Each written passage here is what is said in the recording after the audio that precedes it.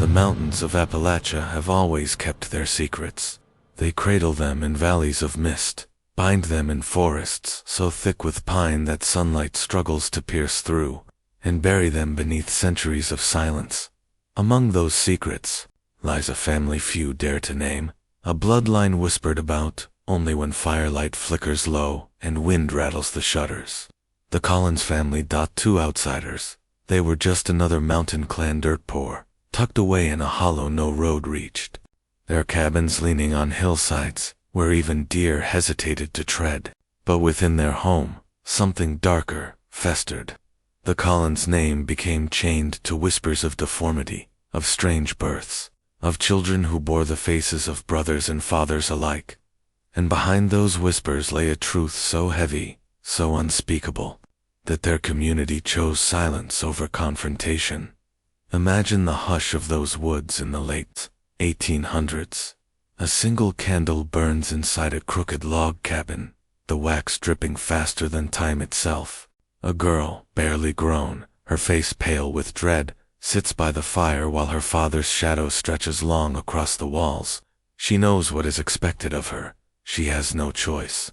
Her brothers watch with blank eyes, too accustomed to shame to flinch. Her mother, hunched in the corner, says nothing. In the Collins home, love and hunger, sin and survival, became indistinguishable. The children born of such unions came into the world, marked, some with twisted limbs, some with features eerily alike, as if the faces of the Collins bloodline were folding in upon themselves. The neighbors spoke of it in hushed tones, how their laughter in the woods carried strangely, high-pitched, almost unearthly. But no one confronted them, no preacher dared, for the Collinses lived outside the reach of law, and superstition was stronger than justice in those hills. Isolation is a prison that builds its own rules. In the hollow, no outsiders came, no new blood entered. The Collins children grew into adults who married only one another, repeating the pattern in secret. Their world was bounded by trees and stone, their sky a ceiling of shadow. They did not see themselves as monsters. They saw themselves as family. And yet, with each generation, the line grew thinner, weaker, more fragile, like a candle flame bending in the draft of its own smoke. Rumors spread to nearby towns, as rumors always do. A farmer who strayed too close swore he saw faces watching from the tree line, pale and wide-eyed, blinking in eerie unison. A peddler claimed to have sold them salt and kerosene, describing their speech as broken, their voices strangely similar, as if all of them carried the same throat, the same tongue. And hunters told of finding bones strung up in the branches like warnings, though none dared stay long enough to know whether the bones were animal or something more. The Collins family became a shadow story, told to children: don't wander too far into the woods, or the Collinses will find you. But what terrified people most was not their violence, nor their deformities. It was the reflection of something closer to home, for the Collins clan was not born evil. They were made by hunger, by isolation, by neglect. Their horror was a mirror of the mountains themselves, beautiful, unforgiving, and silent about what it had buried alive.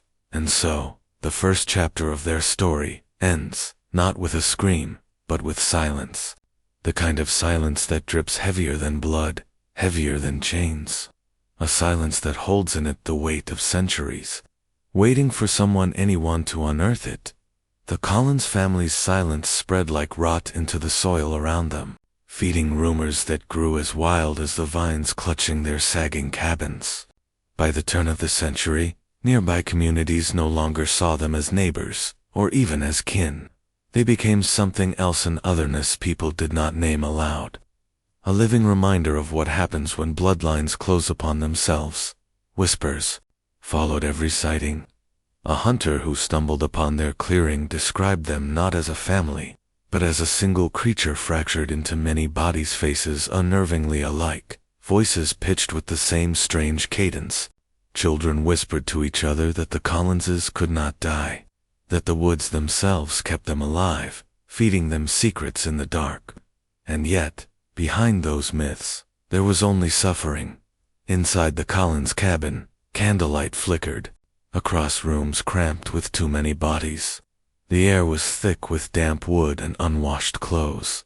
Here, shame had no language. Mothers gave birth while their fathers looked on. Daughters carried children who were both sisters and aunts. In their world, names blurred, roles collapsed, and family was the only law. Those who tried to resist met the weight of silence from the church, silence from the law, silence from the mountains themselves. Children born into this cycle came into the world frail, with limbs that did not straighten and eyes that did not always focus. Some never learned to speak beyond broken syllables. Others shuffled through the woods barefoot, their laughter carrying on the wind, unsettling to those who heard it. But to the Collinses, these children were loved, cradled, fed what little there was, protected fiercely against outsiders, even as those outsiders recoiled at the sight of them. As the decades wore on, hunger bit deeper.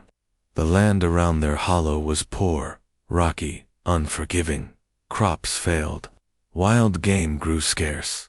And in the rumors that trickled down to town, there were whispers darker than deformity, whispers of meat cooked over a fire, of bones buried shallow beneath the pines. Was it true, or was it fear exaggerating the sins of a family already condemned? No one could say. No one dared ask. But fear has its own appetite, and the Collins name became a feast for the imagination. By the 1930s, their world had shrunk to almost nothing. Families in nearby towns refused to travel the ridge roads at night, crossing themselves if a Collins shadow passed. Ministers warned their congregations that sin took root in the flesh, and that the Collinses were proof of what came from ignoring God's law. Children learned to scream the name as a dare, to run to the edge of the woods, and then back again, laughing, though their laughter always carried a trace of fear. But inside that hollow, the Collinses endured. They endured shame, they endured hunger, they endured the weight of a world that no longer saw them as human. Their survival became its own form of defiance, a wordless testimony that even the most cursed bloodline clings to life. And yet, each generation seemed weaker than the last. The once strong men grew bent and brittle, their bones cracking with the effort of labor. The children's voices faded into whispers, their laughter more ghostly than human. And the family's presence still there, still enduring, was enough to haunt the townsfolk who lived beyond their ridge. The Collinses had become something more than a family. They were a legend, a living curse. A name spoken only in warning, but legends are fragile things. All it takes is one moment, one crime, one tragedy, too public to ignore, to rip away the shroud of silence. For the Collins family, that moment was coming. The mountains that had shielded them for so long were about to betray them, and the community that had buried their horror was about to look into the hollow and, finally see, what it had created. It was winter when the silence broke. The Collins hollow lay frozen under a skin of ice, the cabins sagging like weary bodies under snow, smoke rising in thin gray threads against a sky the color of stone. Hunger gnawed at the family more sharply than ever, stripping what little flesh remained from their already fragile lives. And it was hunger that betrayed them. A boy from town, barely 16, had wandered too far into the ridges in search of lost livestock. He carried only a lantern and a knife, the cold biting at his breath. What he found was not a cow or a goat, but a figure crouched at the edge of the tree line. A girl, or what seemed like one, barefoot in the snow, her hair tangled with ice, her face strangely familiar, and yet foreign features, so blurred by repetition that they seemed carved from wax. She did not speak, only laughed, a sound broken, fragile, more like a sob than a joy. Behind her, in the shadows, the boy swore. He saw others watching, blinking in unison. He ran. He told what he had seen. And though many dismissed him at first, his story spread. Soon others came forward with their own. A hunter claimed he had found bones in a shallow pit near the hollow, bleached and cracked. A peddler confessed he had stopped selling to them after one of the men pressed too close. His breath rank, his words slurred, demanding salt for reasons the peddler dared not name. The Collins Hollow, once only a whisper, had become a threat. The sheriff gathered a few men hesitant, superstitious, armed with rifles and lanterns.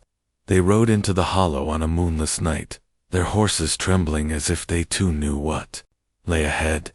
The cabins loomed out of the dark, leaning and rotten, windows covered with rags.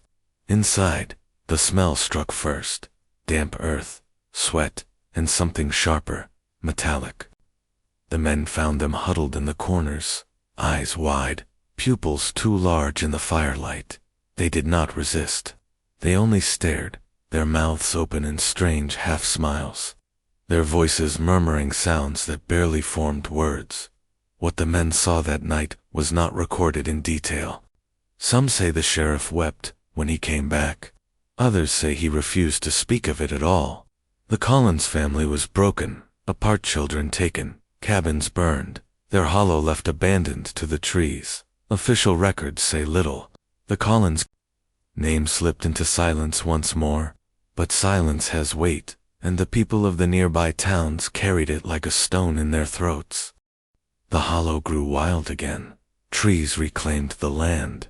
The cabins rotted into the soil, but hunters swore they still heard laughter in the trees, high-pitched and broken, like voices echoing from a body long gone. Travelers felt watched, and every now and then, a lantern light was spotted moving between the trees. Though no one dared follow, the Collins family became legend, a cautionary tale told in whispers at church socials, by firelight, on long winter nights. Children dared one another to walk to the hollow, to call the name, to see if laughter answered. Most turned back before they reached the tree line. A few never returned at all. Were the Collinses monsters? Or were they victims starved by their land, abandoned by their church, buried alive by silence? Their story remains uncertain, smothered under a century of shame and fear. But the hollow still holds its secret, and when the wind cuts through the trees just right, some say it still carries the sound of voices, broken and strange, calling from a family that the world tried to forget, because the Collins name may have been erased from records. But the land remembers, and the land never lets go. The Collins family has long since faded into the soil of Appalachia, their cabins swallowed by trees, their name erased from records. But legends do not die with the bodies that bore them. They linger in whispers, in warnings, in the uneasy silence of a hollow where no birds sing. Were they monsters, or were they a mirror showing us what happens when poverty, isolation, and silence are allowed to rule unchecked? The truth may never be fully known, but their story, buried for decades, demands to be remembered, because in the end, horror is not always born of myth. Sometimes it is carved from flesh, from blood, from the choices of men, and it is left behind in the shadows, waiting for us to listen. If this story has unsettled you, if the silence of the Collins Hollow still lingers in your thoughts, stay with us. There are more buried histories, more forgotten horrors, waiting to be unearthed. Subscribe, share, and let your voice join ours, so that these shadows are not left to fade in silence again.